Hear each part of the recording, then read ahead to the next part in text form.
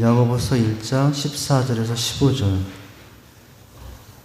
다 같이 두 절이니까 같이 읽습니다. 시작. 오직 각 사람이 시험을 받은 것은 자기 욕심에 끌려 미혹되느니 욕심이 잉태한 즉 죄를 낳고 죄가 장성한 즉 사망을 낳느니라. 자, 우리가 지금 어느 중간에 있냐면은 신론을 지나서 인간론에 와 있어요. 신은 어떤 분인가, 하나님은 어떤 분인가를 봤죠. 그런데 이제 오늘 말씀에서 우리가 보게 되는 것은 인간은 어떤 것인가를 보고 있는 중이고요.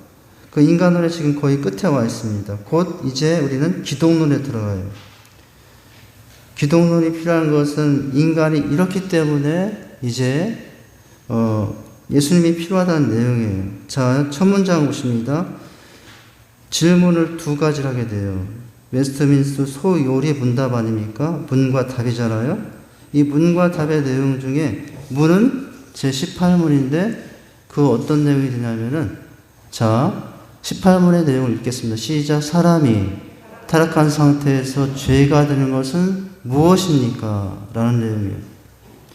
답은 뭐죠? 답은 한번 읽어보죠. 시작. 사람이 타락한 상태에서 죄가 되는 것은 아담의 첫 범죄에 대한 죄책과 본래의 의를 상실하며 온 성품이 부패한 것입니다. 이를 원죄라고 부르며 아울러 이 원죄로부터 모든 실제적인 범죄가 발생합니다. 라는 내용이에요. 자, 넘기시면은 제 19문을 보시면, 자, 이제 20문부터는 기독론인 것 같은데, 자, 비참함이 끝나거든. 인간론의 내용의 결론은 비참해요. 그래서 누가 필요하느냐? 기독론이 필요하다. 이제 이렇게 연결이 되는 것이거든요. 자, 제 19문 질문이 있습니다. 시작. 사람이 타락한 상태의 비참함은 무엇입니까? 무엇이 비참함일까요? 네. 오늘 우리가 주목할 단어는 교제예요. 인간의 비참함은 하나님과의 교제가 끊긴다는 것이거든요. 자, 답이 나와 있죠. 답, 타락으로. 시작. 타락으로 말미암아 모든 사람은 하나님과의 교제를 상실하였으며 그분의 진노와 저주 아래 있으며 그 결과 현세의 모든 비참과 죽음과 영원한 지옥 형벌을 받게 되었습니다. 교제의 상실이 그 밑에 1번의 제목이 무엇입니까? 타락으로 인한 무엇의 상실이라면 교제의 상실이에요. 이게 인간의 최후에 맞이할 비참함의 내용입니다. 자, 비참함의 내용이 이와 같아요. 그렇다면은 이제 다시 처음으로 돌아와서 내용을 보죠. 사람이 타락한 상태에서 죄가 되는 것은 무엇입니까? 라고 했는데 답은 타락한 상태에서 죄가 되는 것은 무엇이라고 했어요? 의를 상실하며 온 성품이 부패한 것이 이제 타락한 상태에서 죄가 되는 것에 이제 비참함의 모습입니다. 이를 원죄라고 부르고 원죄로부터 모든 실질적인 범죄가 발생하죠. 자, 우리가 지난주에는 원죄와 온 성품의 부패에 대해서 살펴봤고 또 자범죄에 대해서 살펴봤는데 오늘 이 자범죄의 이제 추가 내용입니다.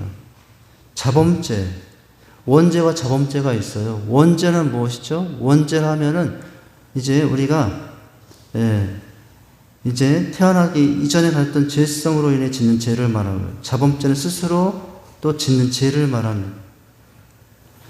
이제 자범죄에 대한 세부 내용인데 첫 문장부터 보면 이렇습니다. 사람들이 자기가 이 세상에서 태어난 후에 배워서 짓는 죄들을 자범죄라고 해요. 배워서 짓는 죄, 이게 자범죄죠. 우리 아이들이 태어나면은 말을 배울 타는데 뭐 엄마 아빠도 하지만 엄마도 하고 아빠도 하지만 아이들이 밖에 나가서 배우는 말들은 다 아픈 말이에요. 욕을 배워와요. 욕을 배워와요. 태어난 후에 배워서 짓는 죄들을 자범죄라고 해요.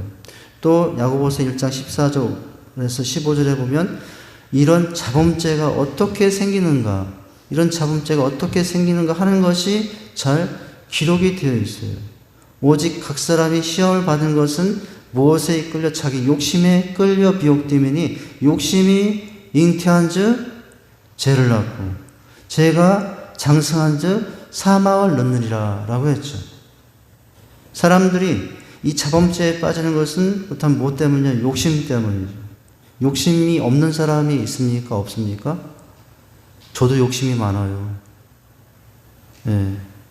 제 욕심은 채울 것이 뭘 채운다 한들 제 욕심을 채울 거예요. 이 우주를 다 채운다고 해도 제 욕심이 채워지지 않을 만큼 저는 욕심이 많아요. 예. 사람은 누구나 욕심이 많습니다. 저만 욕심이 많은 것이 아니라 누구나 욕심이 있어요. 그럼 욕심 없는 사람이 있습니까? 없습니까? 있습니까? 없잖아요. 그렇다면은 욕심 없는 사람이 없으니 그 욕심 때문에 죄를 짓는 사람이 있겠습니까? 없겠습니까? 질문이 어려운가요? 당연하잖아요. 죄를 안 짓는 사람이 없는 거예요. 왜냐하면 욕심이 없는 사람이 없기 때문에. 자, 욕심 때문입니다. 자범죄에 대해서 많은 사람들이 환경이나 다른 사람을 탓하지만 죄에 대한 참된 인식은 누구 앞에서 가지는 것입니까? 하나님 앞에서 가지는 것이죠. 자, 다윗이 회개할 때 그 출발점이 어디였다고요? 하나님 앞에서예요. 앞에서란 단어가 오늘 중요합니다. 앞에서의 반대말은 뭐예요? 뒤에서.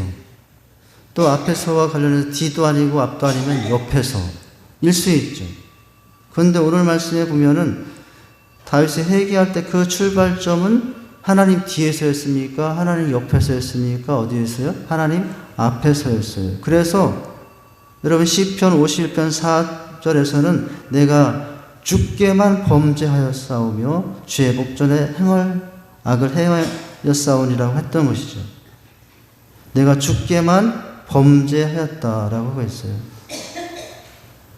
근데 여러분 이 시편 51편의 내용을 알면 다윗의 이 말은 사실은 안 맞는 말이에요. 다윗이 뭐예요? 주께만 범죄하였다. 여러분 시편 51편의 지역이 뭡니까? 그 성스러워야 될 다윗이 친구의 아내, 자기 신하의 아내 우리아를 범하죠. 우리 아내를 범하고 회개하며 기도했던 내용이 시편 51편입니다. 그런데 여러분 그렇다면은 이 말이 맞습니까? 안 맞아요. 내가 여러분 우리 앞에서 여러분 친구 앞에서 신하 앞에서 죄를 지어 싸우니 이렇게 해야 되는 거 아니에요? 그런데 뭐라고 말합니까? 오늘 말씀해 보니까 누가 깜짝이야. 네? 아, 예. 아유, 너무 반가네요. 저도 반갑습니다.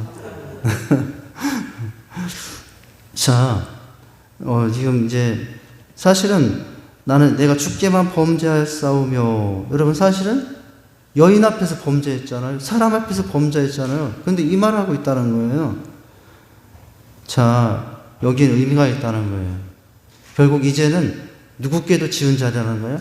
하나님께 지은 자. 내 신하의 아내를 뺏어서 지은 것은 결국은 누구에게 죄를 지은 거라고요? 하나님께 죄 지은 것이다. 여러분, 우리도 마찬가지예요. 교제하며 우리가 사랑의 세 가지 덕목, 이제 참고, 온유하고, 시기하지 않는다 했는데, 여러분, 누군가에게 여러분 참지 못하고, 누군가에게 온유하지 못하고, 시기하는 것은 결국 그 사람에게 그렇게 한 것은 그 사람에 대한 죄일 수 있지만, 결국은 그 사람에게 한 죄는 누구 앞에서 한 죄입니까? 하나님께서 한 죄예요.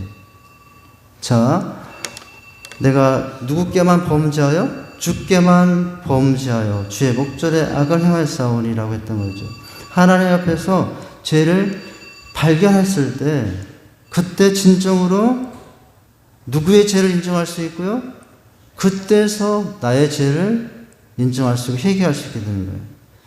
여러분, 회개에 가기 위해서는 그 사람 앞에서 내가 잘못했습니다. 이 정도로만 할 것이 아니라 더 나아가서는 그 죄를 짓고서도 누구 앞에 하나님께 죄를 지었습니다. 이렇게 할 때 그때 그게 진짜 회개가 될 수 있다는 거예요.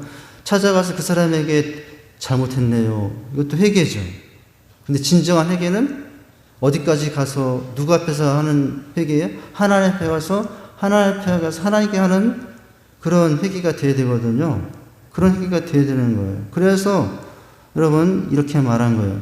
여러분 죄를 발견할 때 누구 앞에서 죄를 발견할 때 하나님 앞에서 죄를 발견할 때 진정으로 자신의 죄를 인정할 수 있고 그때 어떻게 할 수 있다고 회개할 수 있게 되는 거예요. 성품의 부패에 대하여 조금 더 살펴보면 이것은 우리의 모든 속성이 부패하여 죄를 안 짓는 것이 불가능하고 온전한 거룩함이 어디에도 없다는 의미죠.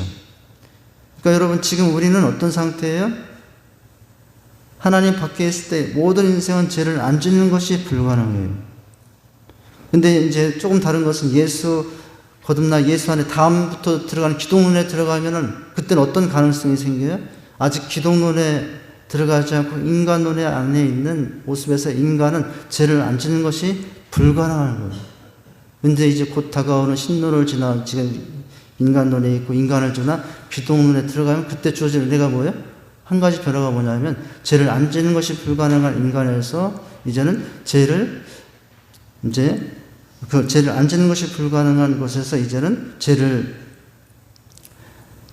짓지 않을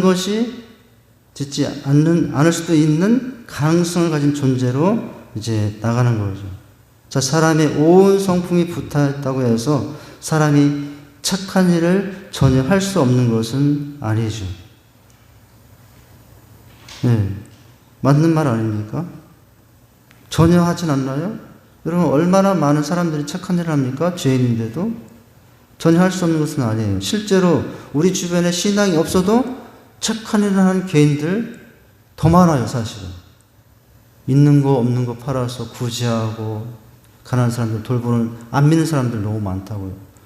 저 사람은 예수 믿을 사람인데 저 정도로 착하게 사는데 그런데도 우리보다 더 착한 사람들이 있죠. 있어요. 자, 자선을 베풀고 선행하는 사람들의 미담도 항상 들려옵니다. 그러나 뭐예요? 그러나 이런 사람도 절대적으로 순수한 것은 아닙니다. 자선과 선행에 따르는 세상으로부터의 칭찬과 왜 해요? 하는데 사랑이 아니라 잘한다 세상으로부터의 칭찬 때문에 또는 심리적 만족 때문에 혹은 공동의 성 같은 유익이 있기 때문에 선도한다는 거예요. 네. 그렇게 하기 때문에 해야 돼요. 따라서 하나님의 사랑과 진리만을 바라보며 온전히 행하는 선은 없고 하나님의 행위와 정세는 모두 결함이 있다고 말할 수 있어요. 그래서 우리 주님의 십자가 죽으심은 이런 우리들의 원죄와 자범죄를 모두 해결하기 위한 유일한 방편이에요. 예. 유일한 방편, 뭐예요? 십자가의 죽으심이에요. 이제 기독론에 들어가면은 이제 십자가 이야기를 많이 하게 되죠. 예수 이야기를 많이 하게 될 겁니다. 지금은 인간들, 인간의 이야기를 하면서 인간의 한계와 인간의 연약함을 보면서 우리는 탄식과 한숨을 지을 수밖에 없는 연약함을 지을 수밖에 없죠. 자, 이것과 관련해서 이제 다룰 것이 뭐냐면 원죄와 자유의지예요. 우리가 이제 원죄와 자범죄를 다루는데 자유의지에 대해서 살펴봅니다. 여기서 한 가지 덧붙이자면 원죄와 자유의지에 대한 것입니다. 아담 안에서 인간은 자유의지까지 상실했는가 아니면 자유의지는 유지되는가에 대한 문제인데요. 그리고 인간에게는 실질적으로 이성과 양심 그리고 선택의 자유가 같은 것이 있죠. 예. 그래서 지식을 추구하고 지식을 쌓으며 도덕적인 어느 정도를 분별하며 행하기도 하죠. 그리고 소위 세상에서 선한 것들을 행하기도 합니다. 그렇다면 인간의 자유의지는 당연히 있다고 보게 되는 것인데 문제는 그 다음에 그러나가 중요해요. 우리가 이런 면을 생각해서 이렇게 할 수 있다. 그런데 그 다음 문장이 그러나죠. 그러나 뭐예요? 이것은 순전히 성경을 모를 때 나오는 이야기예요. 하나님의 의와 표준을 모를 때 나오는 말입니다. 그리고 인간이 말하는 선과 성경이 말하는 선의 차이를 모를 때 하는 말들이 앞에 이야기예요. 실적으로 인간은 이 세상에 가진 지식에 대해서 내지는 선에 대해서는 감각할 수 있고 행하는 면이 있어요. 선에 대해서 감각할 수 있다고요. 그리고 선에 대해서 행하는 면이 있다고요. 그러나 뭐예요? 그러나 영적인 일, 하나님의 말씀에는 무감각하고 무능력해요. 이게 우리의 현재의 모습이에요. 그래서 사도 바울은 뭐라고 말했습니까? 오라 나는 곤고한 사람이다. 이 고통의 몸에서 누가 나를 건져내랴 라고 했어요. 그리고 스스로 하나님과 예수 그리스도 안에서 구원을 선택할 능력과 분별할 능력이 없습니다. 그렇기 때문에 하나님을 찾을 수도 믿을 수도 없어요. 이게 인간의 연약함의 모습이에요. 무감각, 하나님의 말씀에는 무감각하고 하나님의 말씀은 무능력합니다. 그리고 스스로 하나님과 그리스도 예수 안에서의 구원을 선택할 능력과 분별할 능력이 없어요. 그렇기 때문에 하나님을 찾을 수도 없고 믿을 수도 없는 것, 이게 우리의 현실이죠. 그런데 이제 이걸 도와주신 분이 계죠. 성령님이. 사실은 성령론은 이제 기독론 다음에 성령론이 나오죠. 신론, 이제 인간론, 지금 우리 인간론에 있어요. 그리고 이제 기독론을 하게 됩니다. 예수님에 관한. 근데 여러분, 한 하나님이 빠졌잖아요. 성부 하나님, 성자 하나님, 하나님이 누가 빠졌어요? 기독론까지 하면 누가 빠졌어요? 성령 하나님이 빠졌거든요. 그때 또 다른 하나님인 성령론에 대한 이야기가 나와요. 왜 성령론의 이야기가 필요할까요? 예수님 십자가만 다 하지. 그런데 그 예수를 믿기에 옆에서 도와주고 우리의 구원을 완성해주는 조력자가 있어야 되는데 성령 하나님이 또한 있어야 된다는 거예요. 바로 이 원리 때문에 이제 이것과 관련해서 성령 하나님에 대한 얘기가 잠시 나옵니다. 다음 내용을 보면 그래요. 그렇다면 인간이 하나님을 믿고 구원을 얻는 것은 어떻게 가능하고 실적으로 어떤 사람이 그 선에 도달할 수 있는가? 그것은 어떤 사람이 그것에 도달할 수 있어요? 성령님의 조명, 성령님의 역사와 조명에 의해서만 가능하다는 거예요. 너희가 나로 말미암지 않고는 예수 그리스도를 주로 시인할 수 없다라고 했죠. 그 나는 성령이죠. 성령이 아니고서는 너희가 나를 예수를 구주라 시인할 수 없다라고 했거든요. 우리 저 화면이 이제 작아져 있는데 화면을 키워야 되는데. 찬양이 끝나면 이제 원래 화면이 커져야 됩니다. 이 화분 나오고 커져야 돼요. 이제 뭐죠? 순서를 말하면 신론, 인간론, 기독론, 그리고 이제 성령론이거든요. 성령론을 구원론이라고도 해요. 구원론이라고도 합니다. 우리가 구원하는 것은 바로 누구의 조명, 누구의 역사가 있어야만 돼요? 성령님의 조명과 역사가 또한 있어야 된다는 것이죠. 요한복음에서 니고데모에게 예수님이 하신 말씀을 상고하는 것이 도움이 될 것인데, 그것은 거듭남에 대한 것인데요. 모태에서 출생하는 생명이 아니라 거듭나는 생명에 대해서, 즉 영생에 대한 것인데, 예수님께서 말씀하신 것이 있는데, 여러분, 하나님 나라에 들어가는데 무엇으로 거듭나지 않으면 하나님 나라에 들어갈 수 없다고요? 예수님께서 말씀하셨어요. 기독론을 중심이신 예수님이 이제 됐다. 하나님 아버지가 나를 보냈고 내가 십자가에 못 박혀 이제 죽었으니 나로 인해서 이제 구원은 완성된다라고 하지 않고, 예수님은 또 다른 하나님을 언급하며 누구로 말미암지 않고는 하나님 나라에 들어갈 수 없다고요? 물과 성령으로 거듭나지 않고는. 오늘 말씀에 보면 요한복음 3장 5절에 뭐라고 말씀하고 있어요? 무엇과 무엇으로 거듭나지 않고는, 물과 성령으로 거듭나지 않고는 하나님 나라에 들어갈 수 없다라고 말씀하셨어요. 그리고 6절에서는 육으로 난 것은 육이요 성령으로 난 것은 영이니 내가 네게 거듭나야 하겠다는 말을 기이 여기지 말라라고 말씀하심으로, 예수님께서 하신 말씀이 성령으로 난 것은 뭐예요? 영에 속한 일로서 육으로 난 것과 다른 것임과 그것은 성령으로 난 것임을 거듭남이라고 하고 있다고요.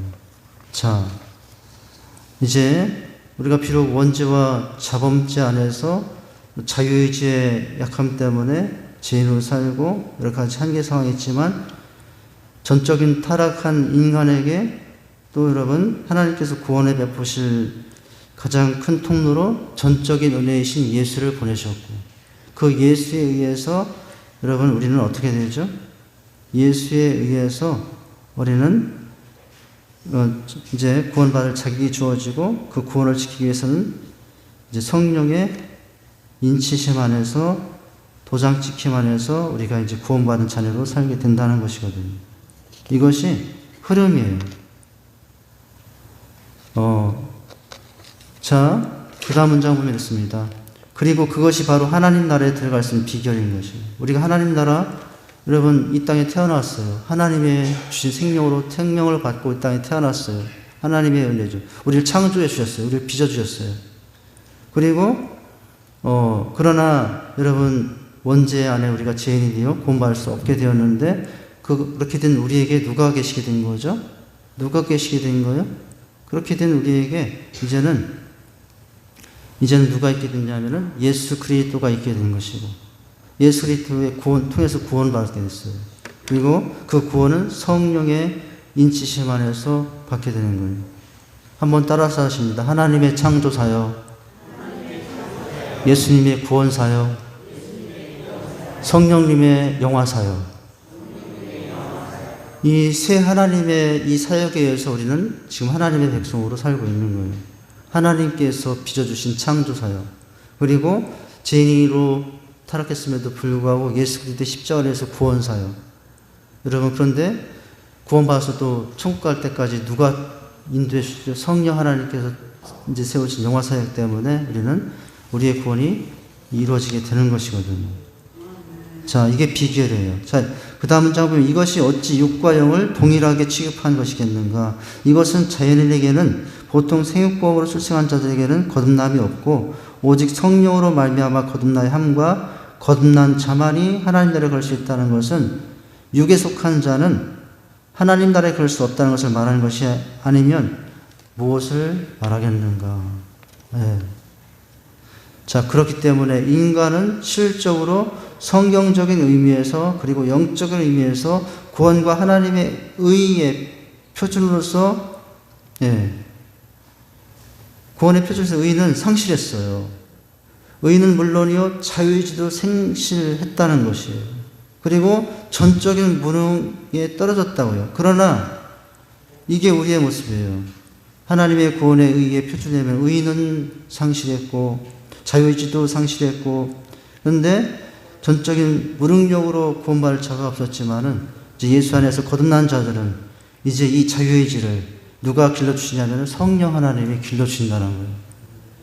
그 문장입니다. 마지막 그러나부터 보시면 그러나 예수님 안에서 거듭난 자들은 바로 그 자유의지가 하나님이 주신 자유의지 그리고 성경적인 의미에서 자유의지가 성령으로 임하여 길러진다는 거예요. 여러분 의지가 길러져요. 의지가 누구에서? 성령의 인도함 안에서 길러지게 되는 거예요.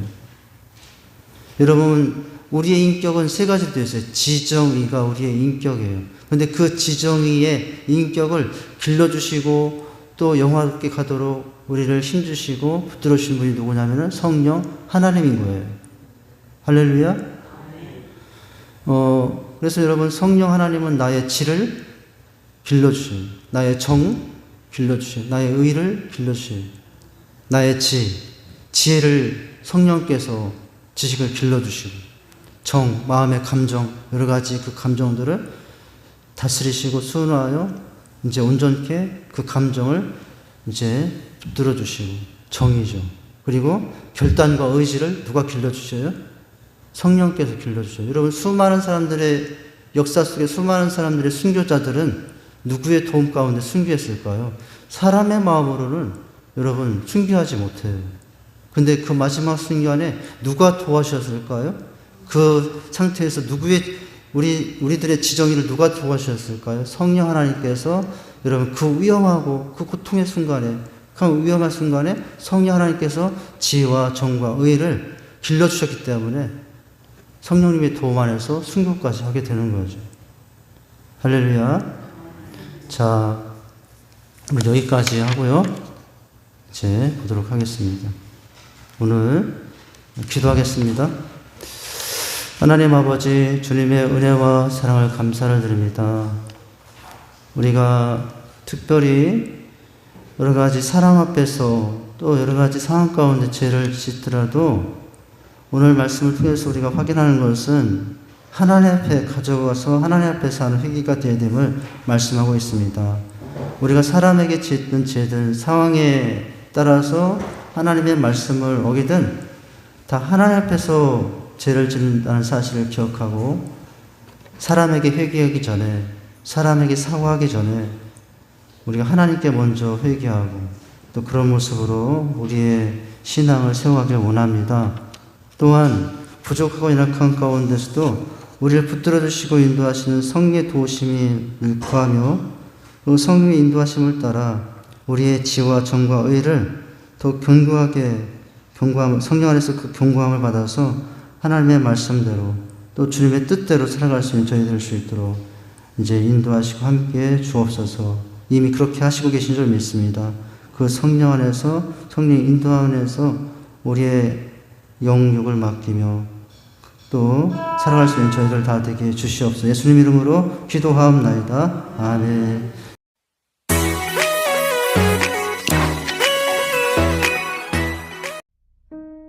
분노할 수밖에 없는 상황에서 얼마나 인내합니까? 사랑은 급하게 빨리 할 수 있는 것이 아닙니다. 사람들은 대부분 열정적으로 사랑을 빨리 급하게 하려고 합니다. 하지만 사랑의 진면목은 끝없이 기다리고 참는 것에 있습니다. 참는다는 말에 기다림이라는 뜻이 있습니다. 농부는 씨를 뿌리고 열매가 맺히기를 기다립니다. 어머니는 해산할 때까지 10달을 기다립니다. 기다림은 사랑입니다. 기다림은 성숙입니다. 끝까지 기다리는 것이 사랑입니다. 기다릴 줄 모르는 것은 사랑이 아닙니다. 기다리는 마음에는 분노가 없어야 합니다. 사랑에는 분노가 없습니다. 그러나 미움에는 분노가 있습니다. 분노는 죄의 속성입니다. 분노를 해결하지 못하면 화가 폭발합니다. 그러면 사랑은 유리 조각처럼 산산조각납니다. 끝까지 자기를 절제하고 통제하십시오. 사랑은 자기 절제입니다. 사랑은 자기 포기입니다. 자기 통제입니다. 잠깐 절제하고 통제하는 것이 아니라 오랜 세월, 수십 년을 절제하고 통제함으로 사랑이 완성됩니다. 그 사랑이 상대방을 변화시킵니다.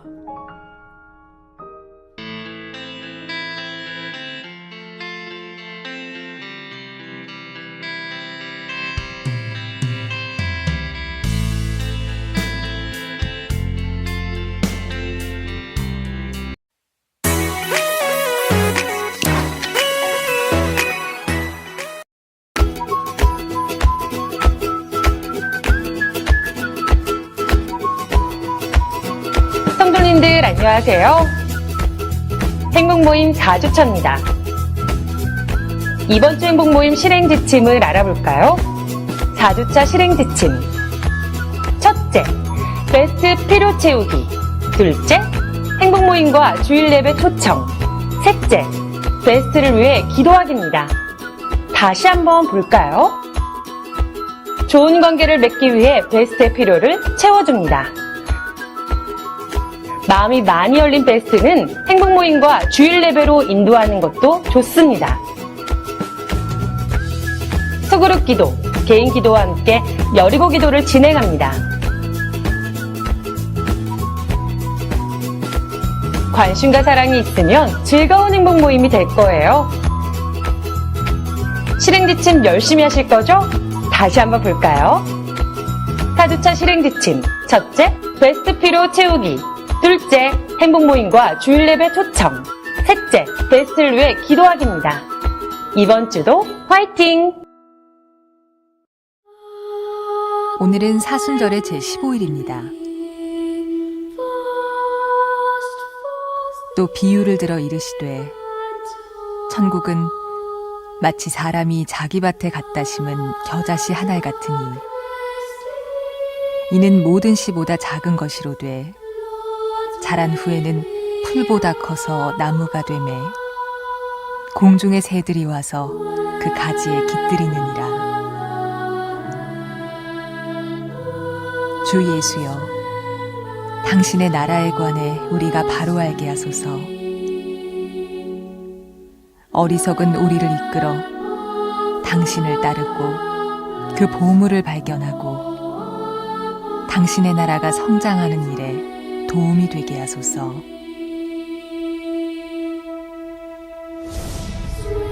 사순절 주님의 삶과 고난을 묵상합니다.